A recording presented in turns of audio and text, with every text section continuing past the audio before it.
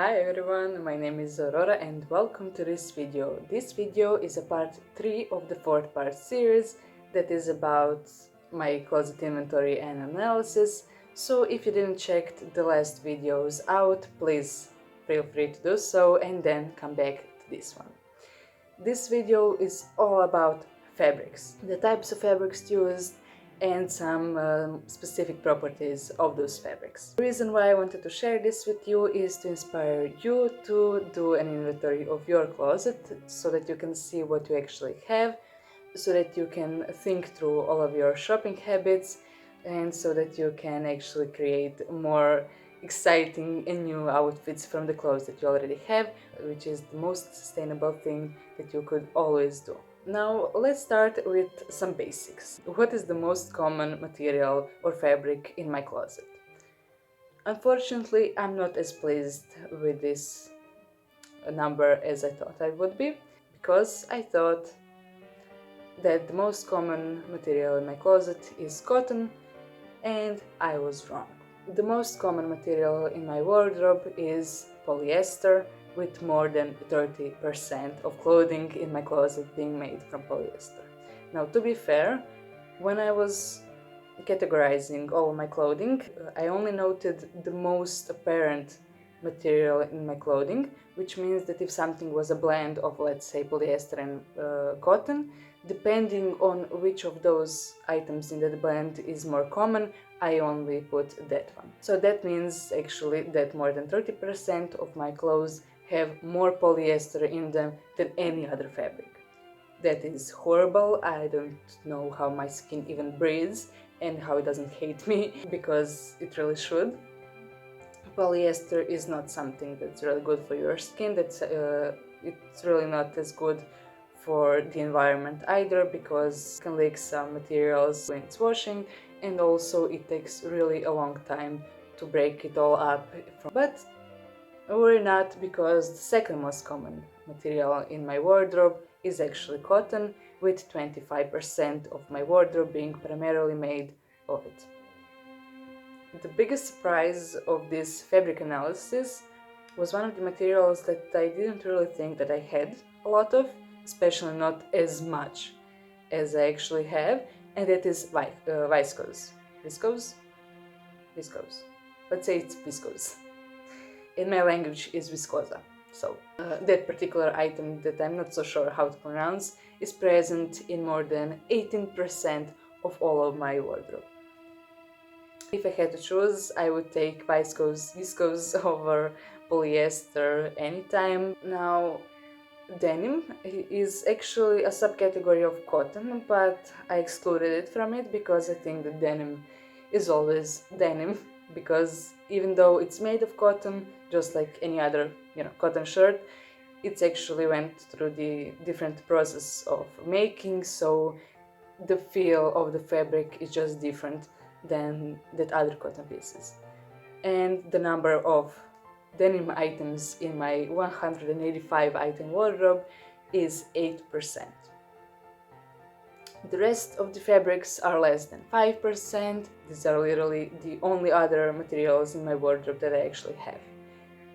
5% goes to wool, because I have a lot of knitted items. Then we have 4% that go on any item that is faux leather, 3% of which are faux leather that is shiny and metallic, and 1% goes on faux leather that is actually faux suede. Then we have silk, that is 2% of my wardrobe, and corduroy, that is literally one item in my whole 185 items, which is interesting because I really thought that I had more corduroy items, as I always reach for it for some reason, which made me think that I have more of those pieces. And now I'm realizing that I've just been recycling outfits over and over again. Now let's go through some properties. One of those properties is how many items are actually metallic in my wardrobe, which means that I have that shine, that reflection, and just feel of a metallic object, even though none of it actually has metallic materials in them. It's just polyester, viscose, and things like that. The next thing is how many items in my wardrobe are actually pleated. And the answer is 5. I have 5 pleated items in my 185 item wardrobe. When I was going through the property of being ribbed, when a clothing has little ridges and it's just not as smooth. It turns out I really, really like my ribbed shirts and dresses. I have 32 ribbed items in my wardrobe, which is insane. I think I should really look into it. Why is that the case? And how often do I actually grab those items? Because I was really surprised with how big that number actually is. It really is a lot, and I shouldn't be ignoring that. Now, the last two categories of fabric properties that I want to include, which kind of overlap, one of which is see-through clothing, which means sheer clothing made from tulle or polyester and things like that are found in 5 items of my clothing. And also we have lace pieces, which is also found in 5 other clothing items. So there's that. And yeah, that is it for this video.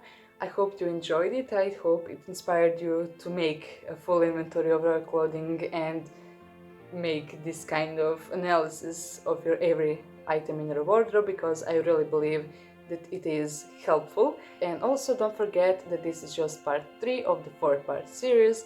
The last part is all about the styles and the silhouettes and specific items, so if you're interested in that, don't forget to keep an eye on when I actually upload that last video of this mini-series. If you have tried doing an inventory of your closet, please let me know in the comments down below. I really wonder what your strategy of doing it was, because I really want us to all help each other to be more sustainable and more efficient in our striving for sustainability. Thank you so much for all of your support. You're blowing me away.